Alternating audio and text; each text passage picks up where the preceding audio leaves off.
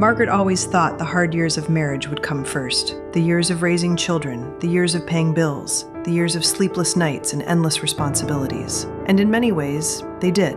But nothing prepared her for the silence that arrived after the children left. Not the kind of silence that feels peaceful, the kind that slowly changes the shape of a marriage, the kind that makes two people sit only a few feet apart and somehow feel miles away. At 79 years old, Margaret understood something she never understood when she was younger. Loneliness inside a marriage hurts differently, because the person you miss is sitting right beside you. It started quietly after their youngest daughter moved to Arizona. The house became still, too still. For 47 years, Margaret had lived inside noise. School mornings, soccer practice, birthday parties, arguments about homework, late-night phone calls, teenage drama, family dinners, Christmas mornings. There was always movement, always someone needing something.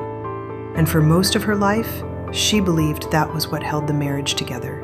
Not romance, not long conversations, not passion, responsibility. Children gave the marriage direction. Without realizing it, she and her husband had spent decades standing side by side, looking at the kids instead of looking at each other. Her husband Walter was 82, a retired railroad mechanic, quiet man, strong hands, the kind of man who fixed everything except emotions. When they were younger, Margaret used to admire that about him. He handled problems calmly, never panicked, never complained much. But old age changes the meaning of silence. At 25, a quiet husband feels stable. At 79, sometimes he feels unreachable. The first few weeks after their daughter left did not seem strange. Margaret actually enjoyed the peace at first.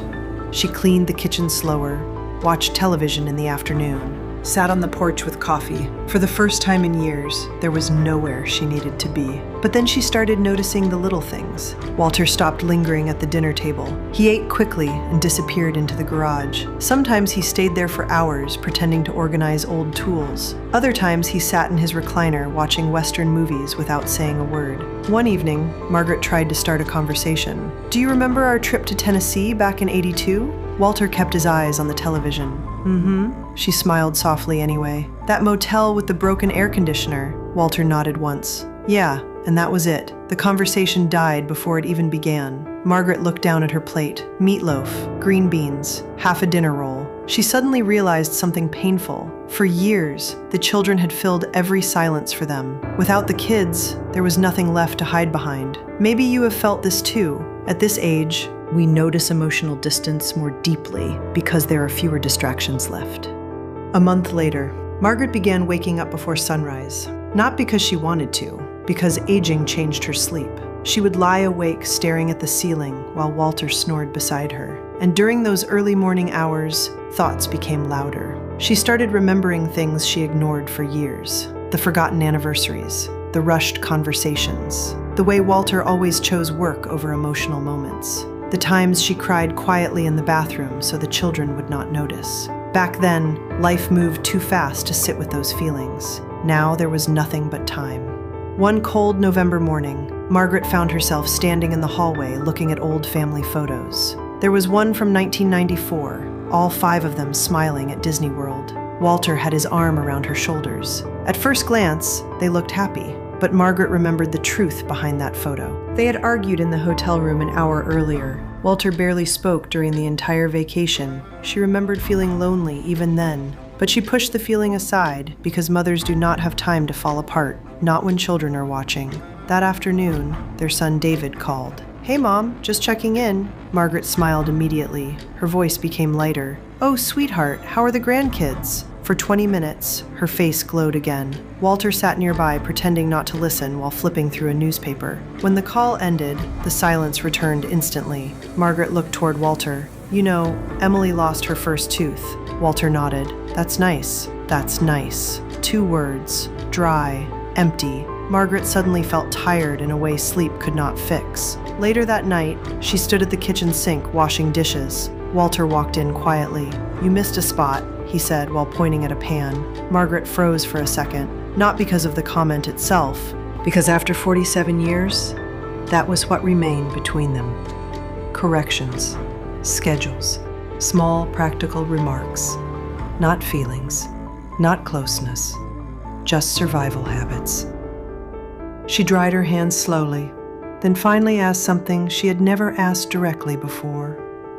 "Walter, are you happy?" The room became completely still. Walter looked uncomfortable immediately, as if emotions were dangerous territory. He scratched his chin. "I don't know what you mean." Margaret let out a small, sad laugh. "That answer probably tells me enough."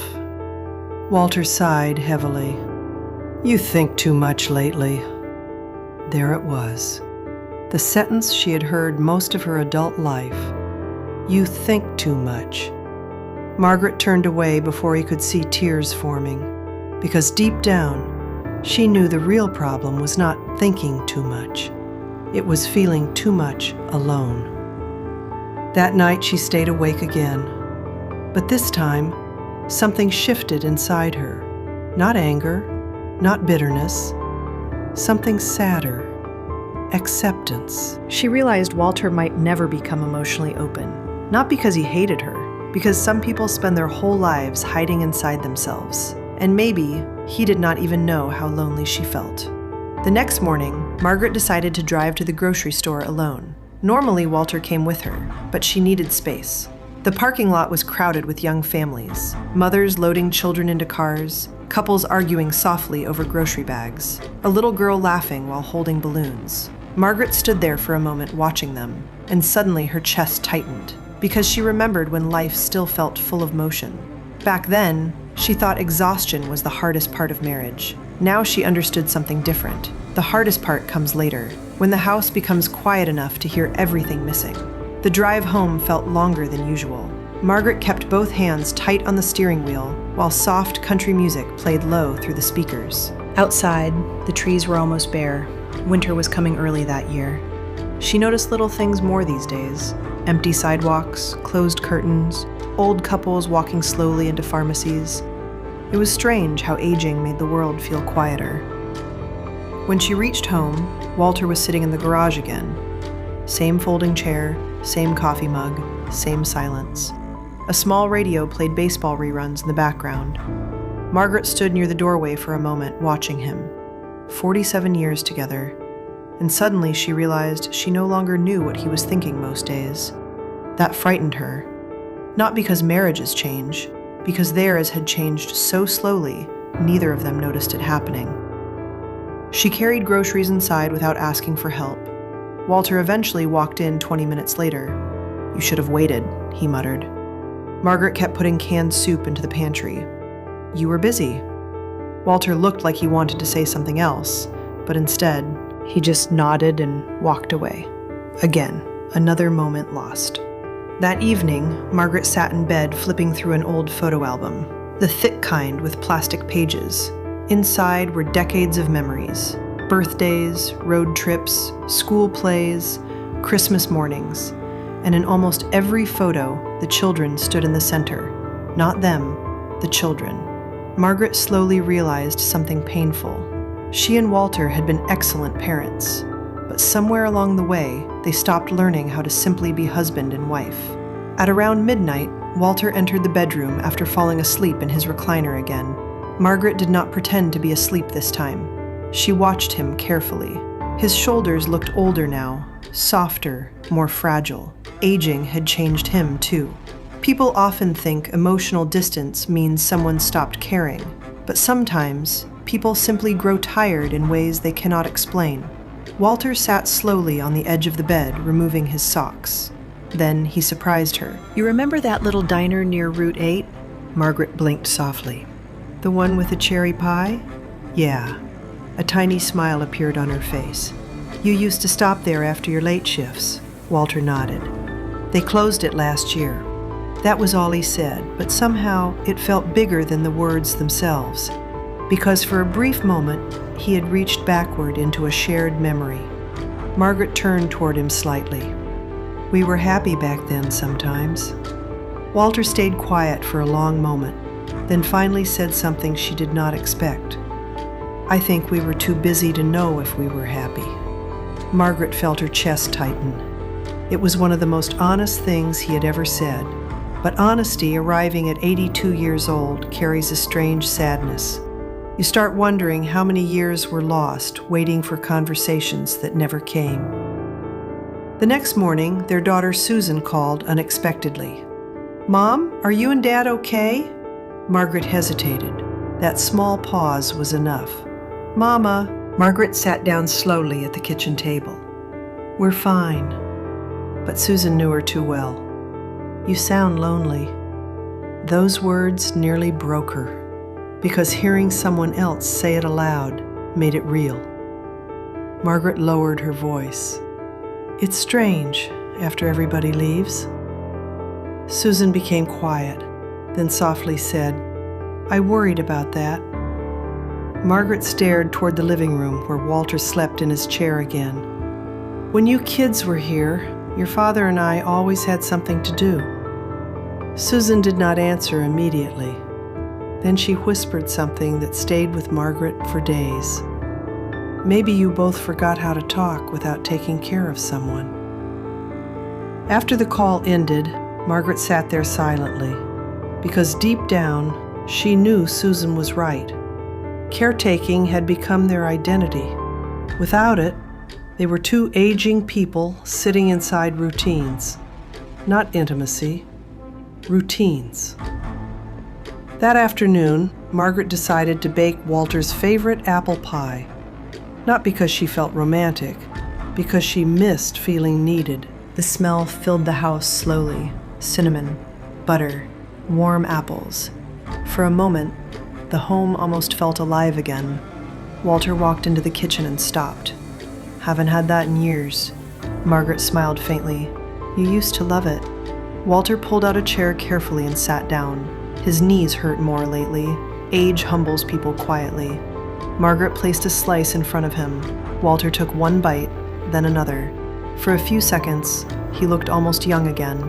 And suddenly, Margaret remembered the man she married at 29, the railroad mechanic with grease on his hands, the man who danced badly in the kitchen, the man who once drove 3 hours in a snowstorm just to see her for 20 minutes during her nursing shift. That man existed once, so where did he go? Or maybe life simply buried him under responsibilities. Walter cleared his throat. "This tastes good."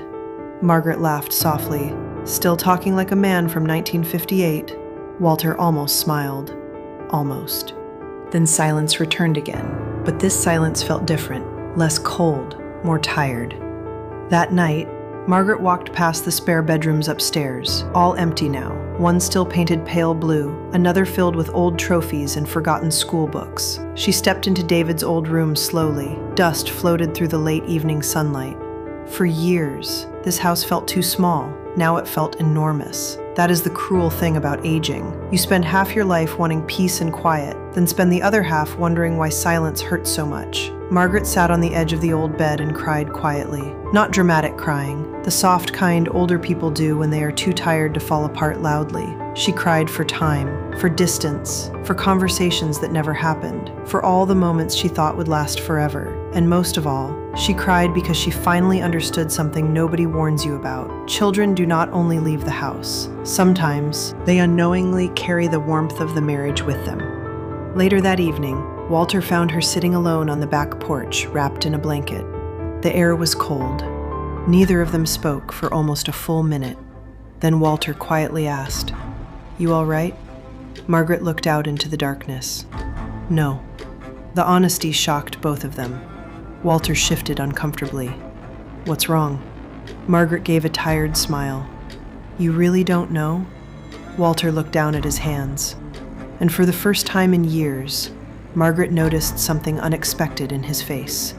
Fear. Not anger, not annoyance. Fear. Like a man realizing too late that something important was slipping away and not knowing how to stop it. Walter stayed beside her on the porch that night, not talking much, just sitting there. The cold air wrapped around both of them while the porch light flickered softly above. Margaret pulled the blanket tighter around her shoulders. For years, she had begged silently for emotional closeness. Now that Walter finally seemed willing to sit beside her, she realized something painful. Old wounds do not disappear quickly, especially the quiet ones. Walter rubbed his hands together slowly. "You've seemed unhappy for a while." Margaret let out a soft laugh. "A while?" Walter looked down. She could see the guilt forming inside him now. Not dramatic guilt, the kind older men carry silently because they were never taught how to speak emotions properly. Margaret stared into the dark yard. "When the kids were little, I understood why life felt busy." Walter nodded faintly.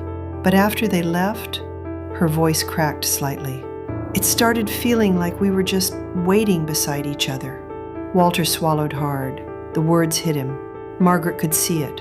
For once, he was not hiding behind silence completely. Maybe age finally weakens emotional walls, too. A strong wind moved through the trees. Walter finally spoke again. "I thought giving you a stable life was enough." Margaret closed her eyes for a second. There it was, the truth of their entire marriage. Walter loved through responsibility. Bills paid on time, food on the table, roof repaired, car maintained, children cared for. In his mind, that was love. And maybe in his generation, it was. But emotional loneliness still exists, even inside loyal marriages. Maybe you understand this too, especially at this age. Sometimes people stayed married for decades, while quietly starving emotionally beside each other. Margaret looked toward him carefully. "I know you cared for us, Walter." Walter's eyes stayed fixed on the yard. "But I spent years wishing you would talk to me." He looked genuinely confused for a moment. "Asking about my day wasn't enough?" Margaret almost smiled sadly. "No." Walter frowned slightly, like someone trying to solve a problem too late. What was I supposed to say? That question broke her heart more than anger ever could, because he truly did not know. At 82 years old, the man still did not understand emotional connection. Not because he was cruel, because nobody ever taught him. Walter grew up with a hard father, a military man, cold, demanding. Affection barely existed in that house. Walter once told her his father never hugged him after age 10, not once. Back then, Margaret did not think much about it. Now she realized something important. People often give love in the only language they learned growing up, and Walter learned survival, not vulnerability. The next morning, Margaret woke up feeling emotionally exhausted. The porch conversation stayed inside her mind all night. Part of her felt relieved, another part felt deeply sad, because honesty arriving near the end of life feels different. You cannot stop thinking about wasted years. Downstairs, Walter was already awake making coffee. That alone surprised her. Usually Margaret handled mornings alone. Walter looked awkward standing in the kitchen, like a teenager unsure of himself. "I made toast too." Margaret nodded softly. "Thank you." Small moment, tiny effort, but after years of emotional distance, even tiny effort feels enormous. They sat together quietly eating breakfast. Not uncomfortable this time, just unfamiliar. Walter suddenly asked, "You still talk to that friend from church, Helen?" Margaret looked up surprised. "Helen Parker?" "Yeah." Margaret blinked slowly. Walter rarely remembered details like that. "Sometimes." Walter nodded, then softly said, "She made you laugh a lot." Margaret stared at him. 47 years, and maybe this was the first time he openly acknowledged noticing her emotions. It almost made her cry again. Instead, she smiled faintly. She still does. Walter nodded quietly, then added something unexpected. "I miss hearing that." The room became completely still. Margaret looked at him carefully, and suddenly, for the first time in years, she saw loneliness in him too, not just her own. Walter had simply hidden his differently. Men from his generation often did. They buried emotions beneath routines until even they stopped recognizing them. Later that afternoon, Margaret decided to visit the cemetery. Her older sister Clara was buried there. Walter usually never came along for visits. But when Margaret grabbed her coat, Walter stood up slowly. "I'll go with you." The drive felt strangely gentle. No radio, no television noise, just quiet breathing and winter roads. At the cemetery, Margaret stood before Clara's grave while cold wind moved around them. Clara died 7 years earlier after a long battle with cancer. Margaret still missed her deeply. "She used to tell me something," Margaret whispered. Walter stood beside her silently. She said the saddest marriages aren't the loud ones. Walter looked toward her. She said the saddest marriages are the quiet ones, where nobody fights anymore because nobody reaches anymore. Walter lowered his head slowly. Margaret immediately regretted saying it. Not because it was false, because it was true. And truth can wound deeply after decades together. On the drive home, Walter finally spoke. Did you ever think about leaving me? Margaret looked stunned. After nearly 5 decades, that question arrived now, at 79. She answered honestly, not leaving physically. Walter kept driving. But emotionally? Margaret stared out the window. Yes. Walter gripped the steering wheel tighter. Margaret could hear pain in his breathing now. And suddenly she realized something unexpected. Walter thought silence meant safety. He never understood silence was slowly creating distance instead. When they got home, Walter disappeared into the garage again. Margaret felt disappointed instantly.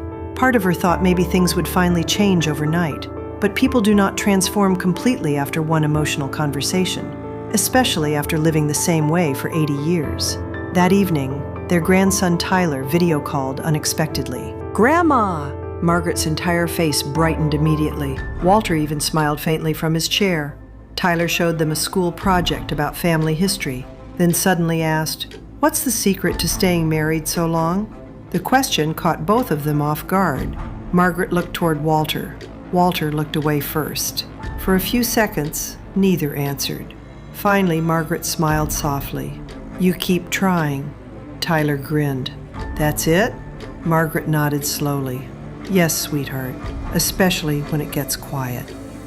After the call ended, Walter stayed unusually thoughtful, then quietly asked something that shocked her. "Do you think we stopped trying?" Margaret looked at him carefully. This time, she did not answer immediately, because the truth was complicated. "No," she finally whispered. "I think we got tired and forgot trying still mattered after the children grew up." Walter stared at the blank television screen for a long time. Then in a voice barely above a whisper, he admitted something Margaret never expected to hear from him. "I didn't realize you were this lonely." Margaret felt tears rise instantly. Not because the problem was solved, because after all these years, he finally saw her. That night, Margaret cried quietly after Walter went upstairs. Not out of sadness alone, relief, too. Strange how one sentence can touch parts of the heart that stayed numb for years. "I didn't realize you were this lonely." She waited nearly 5 decades to hear something that honest from him. And yet, it also hurt deeply. Because part of her kept thinking, what if we talked like this years ago? What if they had not spent so much of life surviving beside each other instead of truly knowing each other? But old age teaches something important. You cannot rebuild the past. You can only decide what to do with the time still left. The next morning, Margaret woke to the smell of bacon. At first, she thought she was dreaming. Walter almost never cooked. When she walked downstairs, she found him standing awkwardly near the stove wearing an old flannel shirt. The bacon looked slightly burned, the eggs were uneven, and somehow it was the most beautiful breakfast she had seen in years. Walter glanced toward her nervously. "I messed up the toast." Margaret smiled softly. "I've made worse." Walter gave a small laugh, a real one this time. Tiny moment, but it mattered.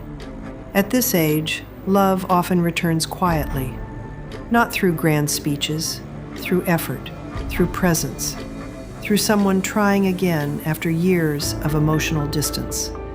They ate breakfast slowly that morning, and for the first time in a long time, nobody rushed away afterward. Walter stayed sitting at the table. Margaret noticed how old his hands looked now, veins visible, small age spots, hands that spent decades repairing engines, hands that held babies once, hands that forgot how to reach emotionally. She suddenly felt overwhelming tenderness toward him. Because aging strips people down to their most human form. No careers left, no distractions, no pretending.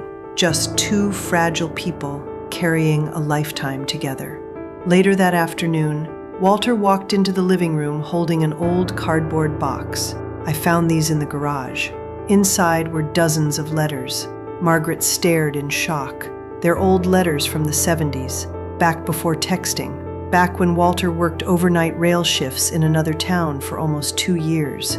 Margaret carefully opened one. The paper was yellow now. Walter looked embarrassed immediately. "Don't read those. I probably sounded stupid." But Margaret already started reading, and suddenly she remembered something she had forgotten. Young Walter used to write beautifully, not fancy, not poetic, but sincere. One letter said, "I know I don't always say things right in person, but I miss you every single day." Margaret covered her mouth instantly. Another said, "When this job is over, I'm taking you dancing somewhere nice, even if I still dance terrible." Margaret looked up at him with tears in her eyes. "What happened to this version of you?" Walter sat down slowly across from her. Life happened. He did not say the words aloud, but she saw them in his face. Work, stress, children, bills, exhaustion, routine. Years passing too fast. Somewhere inside all of it, they stopped speaking from the heart. Not because love disappeared completely, because survival became louder than connection. It is not the empty bedrooms, not the quiet house, not even aging itself. The saddest part is realizing how easy it is to slowly lose each other while building a life together. But maybe the most beautiful part is this. Sometimes, even after decades of silence, two people can still find their way back emotionally, if they are willing to try one more time.